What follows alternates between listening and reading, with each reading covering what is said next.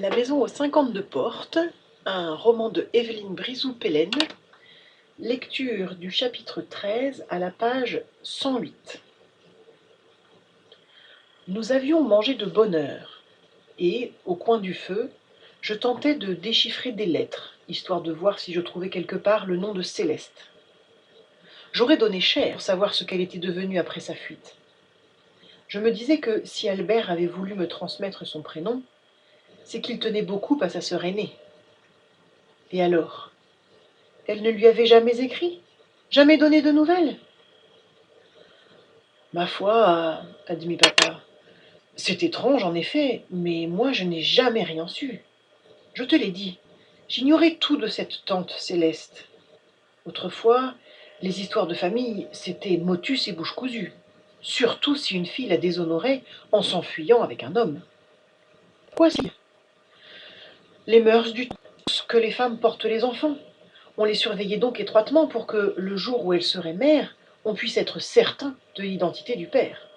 D'ailleurs, les hommes n'étaient pas franchement libres non plus, tu sais, parce que la famille tenait à choisir personnellement leur femme. Une femme bien, ajouta maman pour cette même raison. On voulait être sûr que, dans les veines de son enfant, coulerait bien le sang de la famille. On dirait, protestai-je, que les femmes ne sont faites que pour porter les enfants. C'était autrefois, lança papa en riant. Rassure-toi, personne n'imagine que ce sera ton but unique dans la vie, ma puce. Ça explique seulement que, tout bien considéré, il était plus simple d'avoir des garçons. C'est ce que disait mon père. Un jour, il a même ajouté « Les filles dans la famille, il n'y en a pas eu beaucoup, et elles étaient toutes un peu médiums. Souvent, ça complique plus que ça n'aide. » Qu'est-ce que ça veut dire « médium » demandai-je. Eh bien, c'est quelqu'un qui est censé communiquer avec l'esprit des morts, ou quelque chose comme ça. J'étais stupéfaite. Et toutes les femmes de la famille l'étaient ? Papa ne répondit pas à la question. Il dit seulement « Quand tu avais 4 ou 5 ans, oncle Albert nous a téléphoné un jour pour prendre de tes nouvelles. Et il a fini par nous demander en riant « J'espère qu'elle n'entend pas des voix comme les autres femmes de la famille. » Qu'est-ce que tu as répondu ? J'ai répondu que non, bien sûr. Je soupçonnais l'oncle Albert d'avoir utilisé une tournure de phrase négative « J'espère qu'elle n'entend pas » pour savoir si j'étais médium, car j'étais maintenant certaine qu'il espérait une réponse positive. Avait-il cru celle de mon père ? Avait-il pensé qu'on pouvait lui cacher quelque chose ? Pourtant, intervint ma mère, est-ce que tu te rappelles, à la mort de ton grand-père ? C'est vrai, mais on n'en a jamais été sûr. Je trouvais leur phrase inachevée très agaçante. « Qu'est-ce qui s'est passé ?» demandai-je avec un peu de brusquerie. « Eh bien, tu avais 4 ans. Tu nous as dit « Pourquoi grand-père Louis, il est mort ?» J'allais te répondre que mon grand-père n'était pas mort, quand le téléphone a sonné pour m'annoncer son décès. On venait de le retrouver inerte dans son fauteuil. « Tu n'avais que 4 ans, rappela maman, et on a pensé à un hasard. Peut-être que, dans ta classe, un enfant venait de perdre son grand-père, ou quelque chose comme ça. » Même si c'était une sensation que tu avais eue, reprit papa, est-ce qu'on peut parler de médium ? En Bretagne, autrefois, on prétendait que cela arrivait souvent. On appelait ça des intersignes.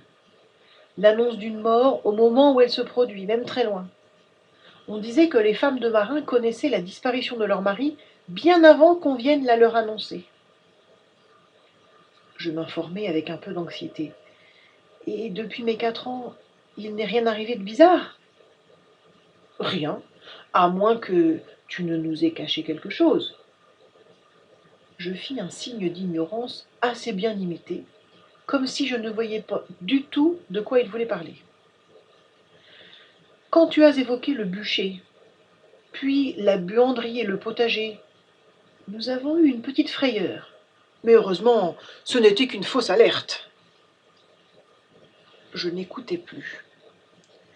Je n'étais pas venue ici dans une autre vie. Je n'étais pas une réincarnation de Céleste. J'étais simplement médium. Et j'entendais, et je sentais Céleste. Par instant, je pouvais même être Céleste. Si les visions que j'avais dans la journée étaient d'une grande sérénité, c'est qu'il s'agissait simplement de signes envoyés par elle. Des signes pour que je la connaisse, que je la comprenne. Le soir, c'était différent. Le soir, parlait le monde des esprits qui disaient leur souffrance.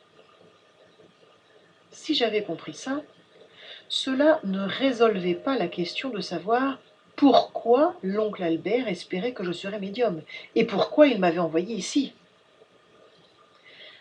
À cause de Céleste, cela me paraissait évident. Mais qu'est-ce que je pouvais pour elle? Elle était évidemment morte, puisque son esprit me parlait. Que peut-on pour un mort?